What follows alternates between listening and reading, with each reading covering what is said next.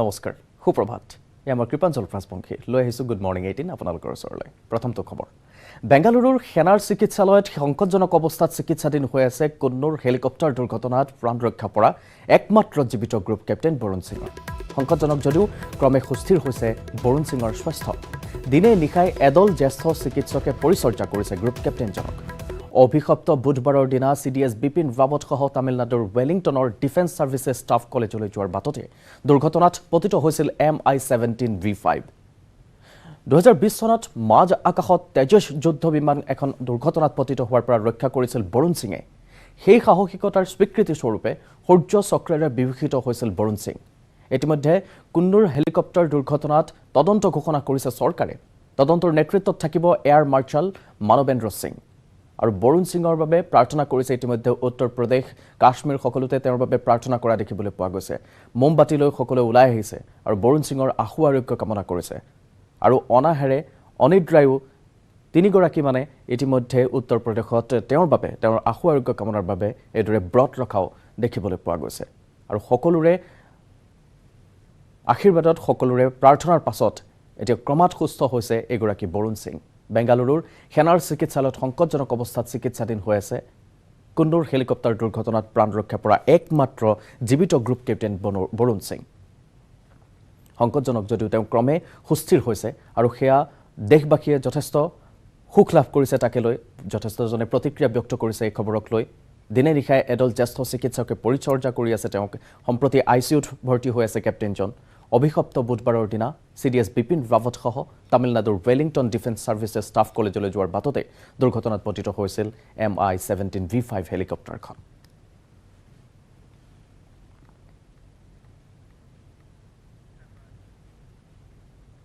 সেনা কৰ্তৃপক্ষই ইতিমধ্যে চিনাক্ত কৰিছে কুন্নুৰ হেলিকপ্টাৰ দুৰ্ঘটনাত প্ৰাণ হেৰুওৱা 6জন সেনা বিষয়াক চিনাক্ত হৈছে পিলানীৰ স্কোৱাড্ৰন কমাণ্ডাৰ কুলদীপ সুল্লুৰৰ জুনিয়ৰ ৱাৰেণ্ট অফিচাৰ প্ৰদীপ এ উৰিষ্যাৰ জুনিয়ৰ ৱাৰেণ্ট অফিচাৰ দাস আগ্ৰাৰ উইং কমাণ্ডাৰ PH চৌহান বেংগালুৰুৰ লেন্স নায়ক বি সাই তেজা আৰু লেন্স নায়ক বিবেক কুমাৰৰ মৃতদেহ চিনাক্তকৰণ সম্পূৰ্ণ হোৱাৰ পিছতে সেনা কৰ্তৃপক্ষই ঘৰলৈ পঠিওৱাৰ দিহা কৰিছে নশ্বৰৰ দেহ শনিবাৰৰ ভিতৰত গৃহ ৰাজ্যত শেষকৃত্য সম্পন্ন হোৱাৰ সম্ভাৱনা আছে 5গৰাকী মৃতকৰ এয়া শেহতীয়া খবৰ ইতিমধ্যে সেনা কৰ্তৃপক্ষই চিনাক্ত কৰিছে কুন্নুৰ হেলিকপ্টাৰ দুৰ্ঘটনাত প্ৰাণ হেৰুওৱা 6জন সেনা বিষয়াক চিনাক্ত হৈছে পিলানীৰ স্কোৱাড্ৰন কমাণ্ডাৰ কুলদীপ সুল্লুৰৰ জুনিয়ৰ ৱাৰেণ্ট অফিচাৰ প্ৰদীপ এ উৰিষ্যাৰ জুনিয়ৰ ৱাৰেণ্ট অফিচাৰ দাস আগ্ৰাৰ উইং কমাণ্ডাৰ PH চৌহান বেংগালুৰুৰ লেন্স নায়ক বি সাই তেজা আৰু লেন্স নায়ক বিবেক কুমাৰৰ মৃতদেহ যেহেতু 80% তাৰ পাছত 90%লৈকে অগ্নিদগ্ধ হৈছিল তেওঁলোকৰ শৰীৰ গতিকে চিনাক্তকৰণত যথেষ্ট অসুবিধাৰ সন্মুখীন হৈছিল অৱশেষত তেওঁলোকে চিনাক্ত কৰিবলৈ সক্ষম হৈছে চিনাক্তকৰণ সম্পূৰ্ণ হোৱাৰ পিছত সেনা কৰ্তৃপক্ষই ঘৰলৈ পঠিওৱাৰ দিহা কৰিছে নশ্বৰৰ দেহসমূহ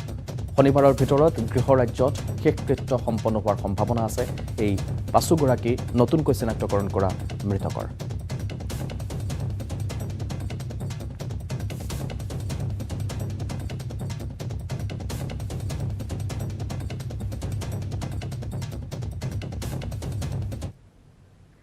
আহিছো এই মুহূৰ্তৰ এক ব্ৰেকিং নিউজলৈ মাজুলী নাও দুৰ্ঘটনাত নিহত ইন্দ্ৰেশ্বৰ বৰাৰ পত্নীক চৰকাৰী চাকৰি প্ৰদান কৰা হ'ব শিক্ষা বিভাগৰ 4ৰ্থ বৰ্গৰ চাকৰি প্ৰদান কৰা হয় ইন্দ্ৰেশ্বৰৰ পত্নীক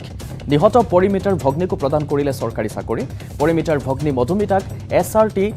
নিযুক্তি দিয়া হৈছে কেবিনেট বৈঠকত লোৱা হৈছে এই গুৰুত্বপূৰ্ণ সিদ্ধান্ত শীঘ্ৰেই সৰুপেটালৈ স্থানান্তৰ হ'ব ভবানীপুৰ ব্লক পূৰ্বে হাউলিত আছিল ভবানীপুৰ ব্লক IIT গুৱাহাটীৰে মিলি এখন সুপাৰ স্পেচিয়েলিটি হাস্পতাল নিৰ্মাণৰ সিদ্ধান্ত লোৱা হৈছে 8খন জিলাত স্থাপন হ'ব 9খন মহিলা মডেল মহাবিদ্যালয়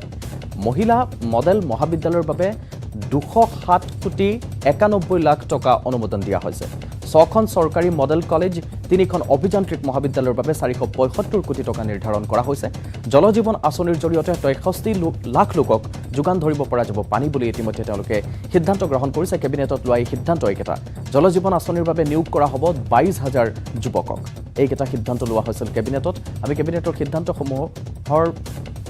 ভাষ্য আকাৰে আপোনালোকৰ ওচৰত আগবঢ়াব বিচাৰিম এই মুহূৰ্তত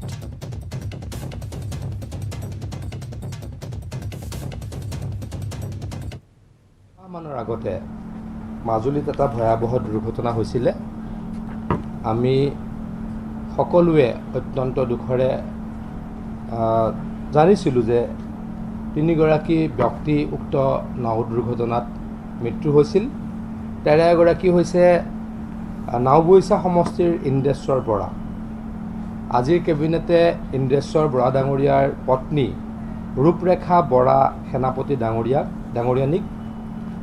শিক্ষা বিভাগৰ ৪ৰ্থ শ্ৰেণীৰ কৰ্মচাৰী হিচাপে নিযুক্তি দিয়াৰ সিদ্ধান্ত গ্ৰহণ কৰিছে। তাৰ পাছত এগৰাকী কলেজৰ শিক্ষয়িত্ৰী সন্মানীয়া লেট পৰিমিতা দাস আছিলে। আমি সকলোৱে জানো ৰঙাচাহী মহাবিদ্যালয়ৰ তেখেত লেকচাৰাৰ আছিলে। তেখেতৰ মৃত্যুত তেখেতৰ ভণ্টি ভগ্নী মধুমিতা দাসক SCRTত লেকচাৰৰ পদত নিযুক্তি দিয়াৰ সিদ্ধান্ত আজি কেবিনেটে লৈছে। আজি শ্বহীদ দিৱস। আজিৰ দিনটোতেই খগেশ্বৰ তালুকদাৰৰ মৃত্যু হৈছিলে আৰু খগেশ্বৰ তালুকদাৰৰ ঘৰ ভৱানীপুৰত আজিলৈকে এটা ডেভেলপমেণ্ট ব্লক নাছিলে। হাউলিৰ 5টা পঞ্চায়ত আৰু 17টা ভৱানীপুৰ পঞ্চায়ত মিলি এটা ব্লক আছিল ভৱানীপুৰ ব্লক, কিন্তু ব্লকটোৰ কেন্দ্ৰস্থল আছিলে হাউলি। আজিৰ কেবিনেটে প্ৰয়াত খগেশ্বৰ তালুকদাৰক শ্ৰদ্ধাৰে সোঁৱৰণ কৰি এই ভৱানীপুৰ ব্লকটো সৰুপেটাত স্থাপন কৰিবলৈকে সিদ্ধান্ত গ্ৰহণ কৰিছে। এইটো এটা আমাৰ কাৰণে আজি মই ভাল খবৰ বুলি ভাবিছোঁ। এই শ্বহীদ দিৱসৰ দিনটোত মই আপোনালোকৰ যোগেদি জনাব খুজিলোঁ। বকুত বনকৰ্মীৰ গুলীত নিহত 2 বছৰীয়া শিশু। গুলীবিদ্ধ হৈছে 2 বছৰীয়া কন্যা শিশুৰ মাতৃও। হাতী খেদিবলৈ বনকৰ্মীয়ে চলাইছিল গুলী। বনকৰ্মীৰ গুলীত নিহত শিশুটি RB দৈমাৰী বুলি জানিব পৰা গৈছে। বনকৰ্মীৰ গুলীত আহত মাতৃ মালবিকা দৈমাৰী। গুলীবিদ্ধ মালবিকা দৈমাৰীক GMCHলৈ প্ৰেৰণ কৰা হৈছে। বকুৰ চেখাদাৰীত ভয়ংকৰ এই ঘটনাটো সংঘটিত হৈছে। ঘটনাক লৈ উত্তপ্ত হৈ পৰিছে বকুৰ চেখাদাৰী। বন বিভাগৰ বিৰুদ্ধে উত্তেজিত হৈ পৰিছে স্থানীয় ৰাইজ। ক্ষুব্ধ ৰাইজে অৱৰোধ কৰিছে ৰাজপথ। এয়া এক অতিকৈ উদ্বেগজনক খবৰ জনাইছো। বকুত বনকৰ্মীৰ গুলীত নিহত হৈছে 2 বছৰীয়া এটি শিশু। গুলীবিদ্ধ হৈছে 2 বছৰীয়া কন্যা শিশুৰ মাতৃও। হাতী খেদিবলৈ বনকৰ্মীয়ে চলাইছিল গুলী। বনকৰ্মীৰ গুলীত নিহত হোৱা শিশুটিৰ নাম RB দৈমাৰী। এয়া দৃশ্য দেখুৱাইছো। মাতৃৰ গাতো গুলী লাগিছে, গুলীবিদ্ধ হৈছে আৰু শিশুটি ঢলি পৰিল গুলী লগাৰ পাছত। বনকৰ্মীৰ এই নিৰ্বিচাৰ গুলীচালনা, আচলতে হাতী খেদিবলৈ তেওঁলোক গৈছিল আৰু সেই গুলীচালনাত এইদৰে প্ৰাণ হেৰুৱাব লগা হৈছে 2 বছৰীয়া শিশু, লগতে মাতৃও। বনকৰ্মীৰ গুলীত আহত মাতৃগৰাকী মালবিকা দৈমাৰী। দৃশ্য দেখুৱাইছো নিউজ 18ৰ দৰ্শকক। গুলীবিদ্ধ মালবিকা দৈমাৰীক GMCHলৈ প্ৰেৰণ কৰা হৈছে সংকটজনক অৱস্থাত। চেখাদাৰীত সংঘটিত হৈছে বকুৰ চেখাদাৰীৰ ঘটনা। এয়া উত্তপ্ত হৈ পৰিছে বকুৰ চেখাদাৰী। বন বিভাগৰ বিৰুদ্ধে উত্তেজিত হৈ পৰিছে স্থানীয় ৰাইজ। অৱৰোধ কৰিছে তেওঁলোকে ৰাজপথ। স্বাভাৱিকতে তেওঁলোকৰ খং উঠিছে। এই কথাক লৈ নিৰ্বিচাৰ তেওঁলোকে গুলীচালনা কৰিছে। বন বিভাগৰ লোকে হাতী খেদিবলৈ গৈছিল অৱশ্যে, কিন্তু হাতী খেদিবলৈ যাওঁতে গুলী চলোৱা হৈছিল। গুলী চলাওঁতেই এটি শিশু আৰু লগতে মাতৃ গুলীবিদ্ধ হৈছে। শিশুটি থিতাতে নিহত হৈছে। মাতৃগৰাকীৰ কাষতে থকা নিহত যিহেতু 2 বছৰীয়া শিশু, কোলাত থকা শিশু, গতিকে সেই শিশুটি মাতৃৰ কাষতে আছিল। তেনেকুৱাতে শিশুটিৰ মৃত্যু হৈছে আৰু মাতৃগৰাকী এতিয়া GMCHত চিকিৎসাধীন হৈ আছে অতি সংকটজনক অৱস্থাত। নিউজ 18ত এয়া এক্সক্লুচিভ দৃশ্যাৱলী দেখুৱাইছোঁ আমি। বকুৰ চেখাদাৰীত সংঘটিত হৈ গ'ল এই ভয়ংকৰ ঘটনাটো। কোনেও বিচৰা নাছিল এনেকুৱা এটা ঘটনা সংঘটিত হওক, অপ্ৰত্যাশিত এটা ঘটনা। এই ঘটনাটো কিন্তু সংঘটিত হৈ গ'ল। যিহেতু হাতীয়ে উপদ্ৰৱ চলাই আহিছে এইকেইদিনত ৰাজ্যৰ ভিন্ন প্ৰান্তৰ পৰা আমি খবৰ দেখুৱাই আহিছোঁ। বন বিভাগো সষ্টম হৈছে, কাৰণ হাতী খেদিব লাগে, নহ'লে ঘৰ দুৱাৰসমূহ ভাঙে বা পথাৰ আদিসমূহ তহিলং কৰে। কিন্তু তেনে এক পৰিপ্ৰেক্ষিতত এয়া এক নভবা নিচিন্তা এটা ঘটনা সংঘটিত হৈ গ'ল, অপ্ৰত্যাশিত এটা ঘটনা সংঘটিত হৈ গ'ল। মাতৃৰ কোলাতে ঢলি পৰিল গুলী লাগি এটি শিশু আৰু মাতৃৰ গাতো গুলী লাগিছে। যদিও তেওঁ এতিয়া সংকটজনক অৱস্থাত GMCHত চিকিৎসাধীন হৈ আছে। অতিকৈ এটা দুখ লগা খবৰ আহিছে এয়া বকুৰ চেখাদাৰীৰ পৰা। বন বিভাগৰ গুলীত, বনকৰ্মীৰ গুলীত নিহত হৈছে 2 বছৰীয়া এটি শিশু। তাৰ পাছতে এতিয়া উত্তপ্ত পৰিস্থিতিৰ সৃষ্টি হৈছে। আৰক্ষীয়ে এইদৰে সকলোকে বুজনি দিয়াৰ চেষ্টা অব্যাহত ৰাখিছে, কিন্তু এয়া সঁচাকৈ এক অপ্ৰত্যাশিত ঘটনা। আমাৰ হাতত আছে কেইবাটাও প্ৰতিক্ৰিয়া। আমি একাধাৰে প্ৰতিক্ৰিয়াসমূহ শুনাব বিচাৰিম ৰাইজ তথা আৰক্ষীৰ।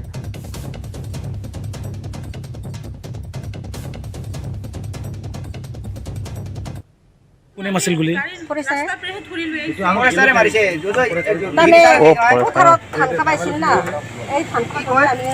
আমি ঘৰত আহি আছিলোঁ চাই পেলাই তেনেকুৱাকৈ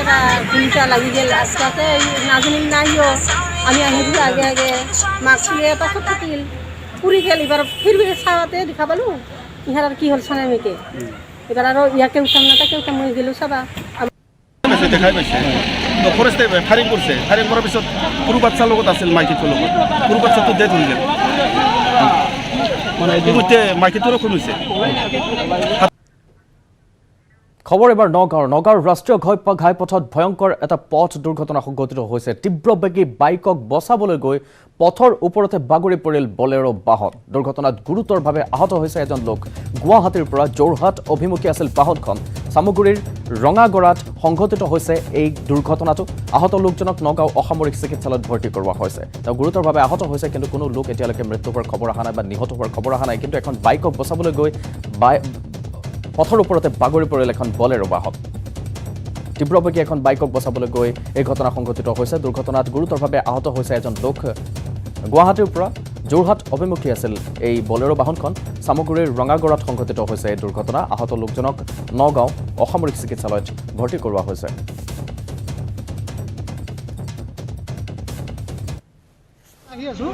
আহি থাকোঁতে হঠাৎতে মানে বাইকলৈ এখন মানে ফুল পিকআপত আমাৰ আগফালেদি গুচি আহিল সেই বাইকলৈখিনি বচাব যাওঁতে মানে মই খুব জোৰকৈ হাৰ্ড ব্ৰেক মাৰিলোঁ মানে গাড়ীখন পলটি থাকিল আপোনালোকে বেছিকৈ দুখ পাইছে নেকি নাই আমাৰ দুজনৰ ভিতৰত কোনো দুখ পোৱা নাই মোৰ আমাৰ লগত অহা ছাৰৰ অকণমান হাতত দুখ পাইছোঁ এতিয়া এইখিনিতহে গম পাইছোঁ যে অকণমান লাগিছে বুলি হয় কেইজন আছিলে গাড়ীত মহাৰাষ্ট্ৰত দৈনিক বৃদ্ধি পাইছে অমিক্ৰণ ভেৰিয়েণ্টৰ আক্ৰান্তৰ সংখ্যা বিগত 24 ঘণ্টাত ৰাজ্যখনত 3 বছৰীয়া শিশুসহ আক্ৰান্ত হৈছে 7জন লোক ইয়াকে লৈ দেশত 32 জনলৈ বৃদ্ধি পালে অমিক্ৰণ ভেৰিয়েণ্ট আক্ৰান্তৰ সংখ্যা গুজৰাটৰ 2জন লোকৰ শৰীৰত ধৰা পৰিছে অমিক্ৰণ ভেৰিয়েণ্টৰ অৱস্থিতি গুজৰাটত পূৰ্বেও এজন লোক আক্ৰান্ত হৈছিল কোভিড-19ৰ অমিক্ৰণ ভেৰিয়েণ্টত কৰোনা আক্ৰান্তৰ সংখ্যা উদ্বেগজনকভাৱে বৃদ্ধি পোৱাৰ সময়তো দেশৰ গৰিষ্ঠ সংখ্যক লোকে মাস্ক ব্যৱহাৰ নকৰাক লৈ এতিয়া চিন্তিত হৈ পৰিছে কেন্দ্ৰ চৰকাৰ দেশবাসীৰ অভ্যাসৰ পৰিৱৰ্তন নহলে অমিক্ৰণে ভয়াবহ ৰূপ লোৱাৰো আশংকা ব্যক্ত কৰিছে কৰ্তৃপক্ষই কিন্তু এই মুহূৰ্তৰ শেহতীয়া খবৰটো হৈছে যে মহাৰাষ্ট্ৰত দৈনিক বৃদ্ধি পাই গৈ আছে সিদিনালৈকে 10 গৰাকী আক্ৰান্ত হোৱাৰ খবৰ আছিল কিন্তু বিগত 24 ঘণ্টাত ৰাজ্যখনত 3 বছৰীয়া শিশুসহ আক্ৰান্ত হৈছে 7জন লোক ইয়াকে লৈ দেশত 32 জনলৈ বৃদ্ধি পাইছে অমিক্ৰণ ভেৰিয়েণ্টৰ সংখ্যা আক্ৰান্তৰ সংখ্যা অৰ্থাৎ 20 গৰাকী হৈছেগৈ মহাৰাষ্ট্ৰতে আক্ৰান্তৰ সংখ্যা গুজৰাটৰ 2জন লোকৰ শৰীৰত ধৰা পৰিছে অমিক্ৰণ ভেৰিয়েণ্টৰ অৱস্থিতি গুজৰাটৰ পূৰ্বে এজন লোক আক্ৰান্ত হৈছিল কোভিড-19ৰ অমিক্ৰণ ভেৰিয়েণ্টৰ কৰোনা আক্ৰান্তৰ সংখ্যা উদ্বেগজনকভাৱে বৃদ্ধি পাইছে কিন্তু এতিয়ালৈকে লোকসকলে দেশবাসীয়ে মাস্ক ব্যৱহাৰ নকৰা বা দূৰত্ব আদিসমূহ মানি নচলাক লৈ চিন্তিত হৈছে কৰ্তৃপক্ষই সেই সম্বন্ধে জনাইছে অৰ্থাৎ কৰ্ণাটক মহাৰাষ্ট্ৰ আৰু ইতিমধ্যে গুজৰাটৰ কথা আমি জনাইছোঁ গুজৰাটতো অমিক্ৰণৰ ভেৰিয়েণ্টৰ এই ধৰণৰ বৃদ্ধি পোৱা বা সংক্ৰমণ বৃদ্ধি পোৱাৰ খবৰ আহিছে যি এক উদ্বেগজনক খবৰ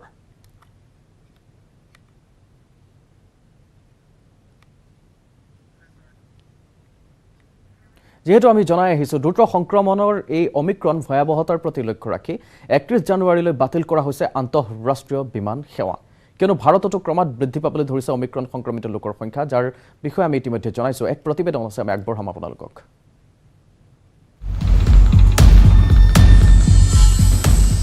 বিশ্বত কৰোনাৰ নতুন ভেৰিয়েণ্টৰ ত্ৰাস অমিক্ৰণক লৈ শংকিত বিশ্ববাসী দেশত আন্তঃৰাষ্ট্ৰীয় বিমান সেৱা বাতিল আকৌ সলনি কৰিব নেকি জনজীৱন ডেল্টা আৰু ডেল্টা প্লাছৰ পিছত এইবাৰ কৰোনাৰ নতুন ভেৰিয়েণ্ট অমিক্ৰণে হাহাকাৰ লগাইছে বিশ্বত নতুনকৈ কৰোনাক্ৰান্তৰ দেশত অমিক্ৰণ ভেৰিয়েণ্ট ধৰা পৰাৰ পিছতে শংকিত হৈ পৰিছে বিশ্ববাসী কেইবাখনো দেশত ভয়াবহ ৰূপত বৃদ্ধি পাব ধৰিছে অমিক্ৰণ আক্ৰান্তৰ সংখ্যা ভাৰততো অমিক্ৰণৰ সংক্ৰমণ বৃদ্ধি পোৱাৰ লগে লগে অধিক তৎপৰ হৈছে কেন্দ্ৰীয় চৰকাৰ পুনৰবাৰ আন্তঃৰাষ্ট্ৰীয় বিমান সেৱাত নিষেধাজ্ঞা জাৰি কৰিলে কেন্দ্ৰই 31 জানুৱাৰীলৈ দেশত বাতিল কৰা হৈছে সকলো আন্তঃৰাষ্ট্ৰীয় বিমান সেৱা বিদেশ ফেৰত কেইবাজনো লোকৰ দেশত অমিক্ৰণৰ ভেৰিয়েণ্ট ধৰা পৰাৰ পিছতে এই কঠোৰ সিদ্ধান্ত গ্ৰহণ কৰে কেন্দ্ৰীয় চৰকাৰে ডিৰেক্টৰেট জেনেৰেল অফ চিভিল এভিয়েশ্যনে ইতিমধ্যে জাৰি কৰিছে আন্তঃৰাষ্ট্ৰীয় বিমান সেৱা বাতিলৰ জাননী উল্লেখ্য যে ডিজিচিএ পূৰ্বে চলিত মাহৰ 15 ডিচেম্বৰৰ পৰা আন্তঃৰাষ্ট্ৰীয় বিমান সেৱা পুনৰ মুকলি কৰাৰ সিদ্ধান্ত লৈছিল কিন্তু কৰোনাৰ নতুন ভেৰিয়েণ্টৰ ভয়াবহতাৰ প্ৰতি লক্ষ্য ৰাখি পুনৰ বাতিল কৰা হৈছে আন্তঃৰাষ্ট্ৰীয় বিমান সেৱা কিয়নো বিদেশত প্ৰথমে ধৰা পৰিছিল কৰোনাৰ নতুন ভেৰিয়েণ্ট অমিক্ৰণৰ অৱস্থিতি যি কৰোনাৰ পূৰ্বৰ ভেৰিয়েণ্টতকৈ অধিক সংক্ৰমক ইপিনে অমিক্ৰণ ভাৰত আহি পোৱাৰ পিছতে শংকিত হৈ পৰিছে সমগ্ৰ দেশবাসী সকলোৰে মনত এতিয়া এটাই চিন্তা কৰোনাই পুনৰ স্তব্ধ কৰি তুলিব নেকি সাধাৰণ জনজীৱন পুনৰ ঘূৰি আহিব নেকি লকডাউন সদৃশ পৰিৱেশ তাকে লৈ এতিয়া প্ৰশ্ন উত্থাপন হৈছে দেশবাসীৰ মনত news desk report news 18 Assam north east ৰাজ্যত হাতী মানুহে সংঘাত লৈছে ভয়ংকৰ ৰূপৰ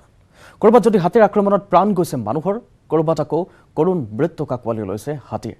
হাতী মানুহৰ এই সংঘাতে চূড়ান্ত লোপ লোৱাৰ পিছতো কোনো ধৰণৰ বিশেষ ব্যৱস্থা গ্ৰহণ কৰা নাই বন বিভাগে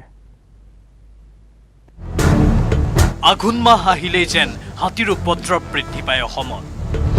পথাৰত থকা পকা ধান খাবলৈ বনৰ পৰা ওলাই আহে জাক জাক হাতী যাৰ ফলত বৃদ্ধি পায় হাতী মানুহৰ সংখ্যা হুজাইত ওলাই আছে হাতীৰ বৃহৎ জাক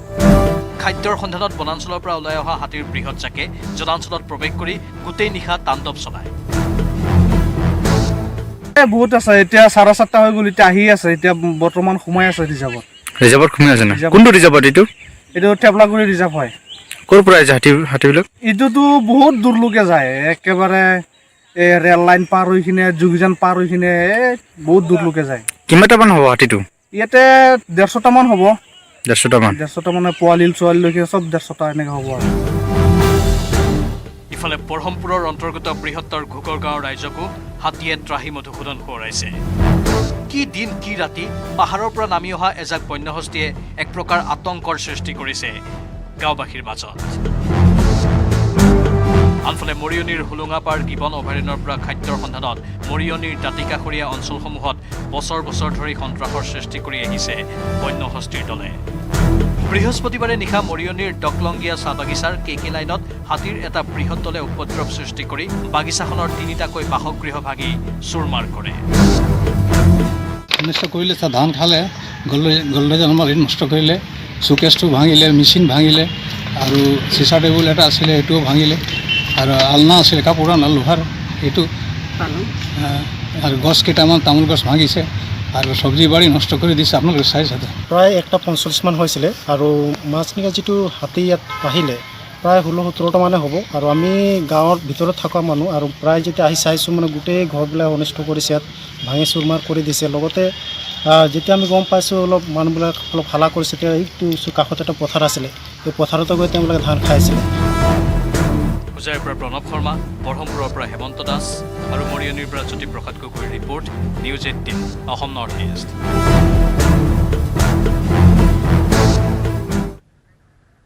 আৰু বহু গুৰুত্বপূৰ্ণ খবৰেৰে অব্যাহত থাকিব গুড মৰ্নিং 18 লৈছো এটা বাণিজ্যিক বিৰতি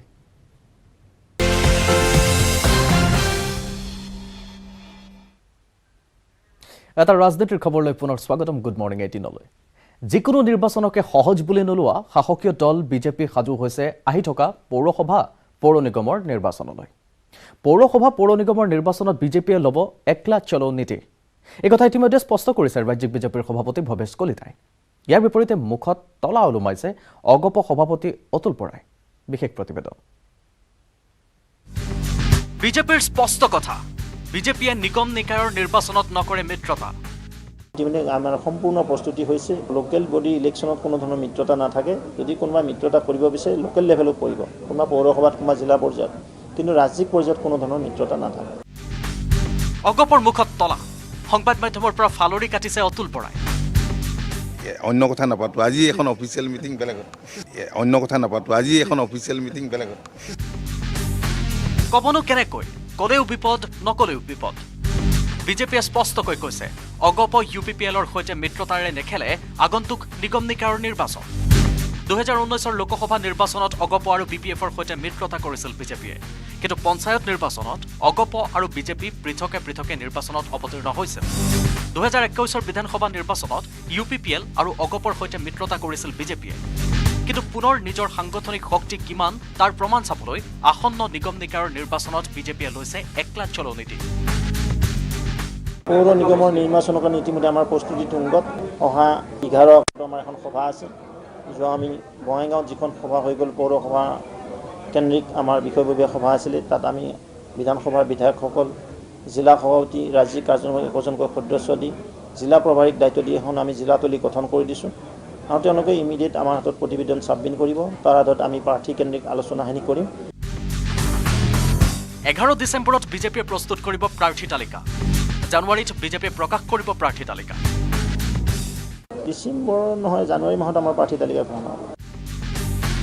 পৌৰসভা পৌৰ নিগমৰ নিৰ্বাচনত বিজেপিৰ একলা চলো নীতিক লৈ সেয়েহে এতিয়া মুখ খুলিব পৰা নাই অগপ সভাপতি অতুল বৰাই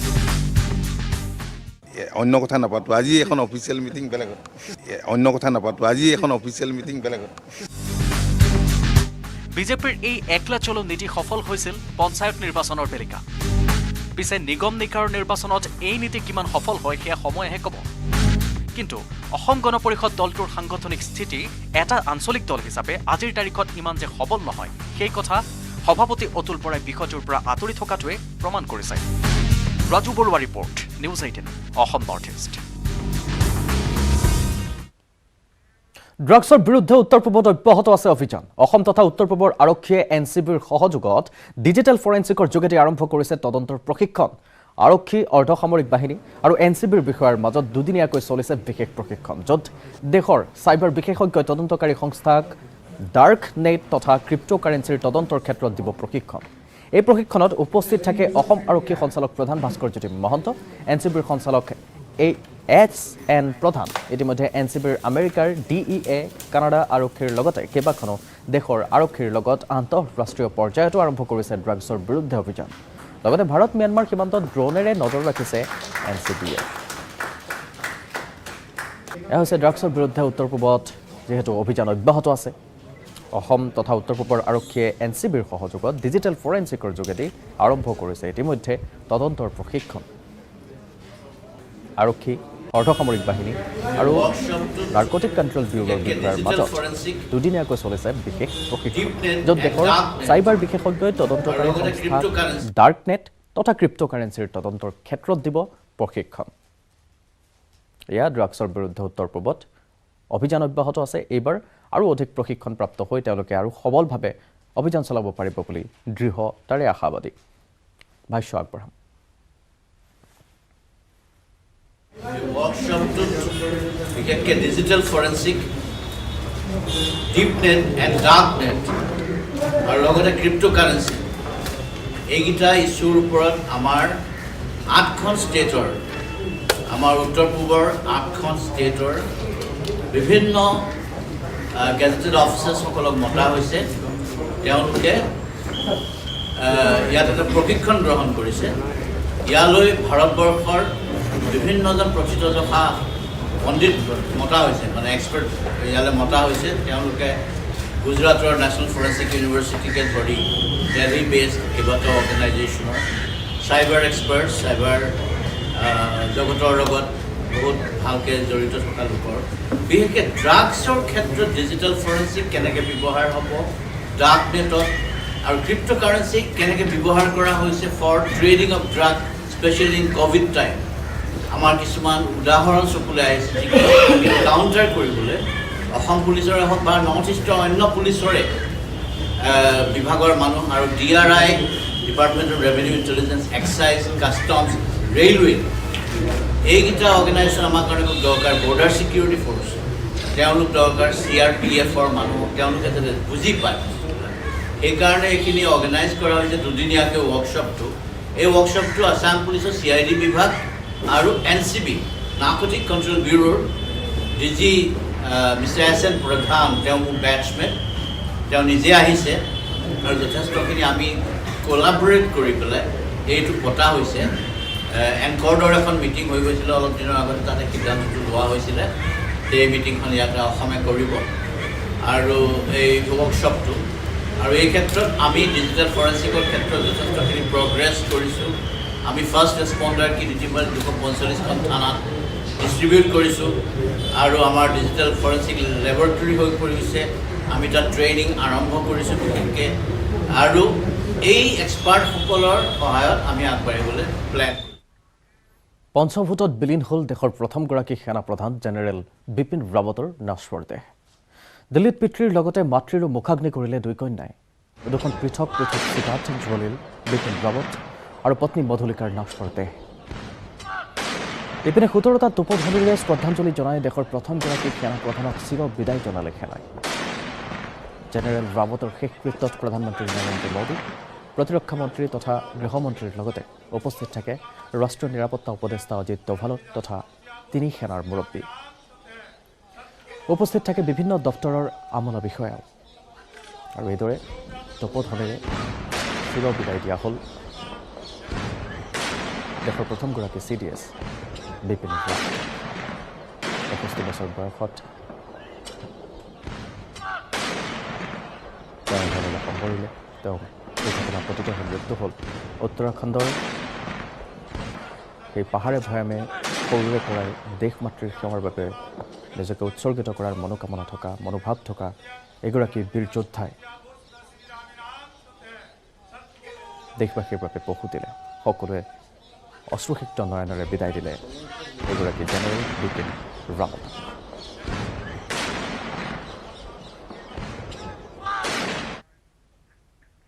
বিগত 50 বছৰে এজনো স্থায়ী চিকিৎসক নোহোৱাকৈ চলিছে এখন চিকিৎসালয়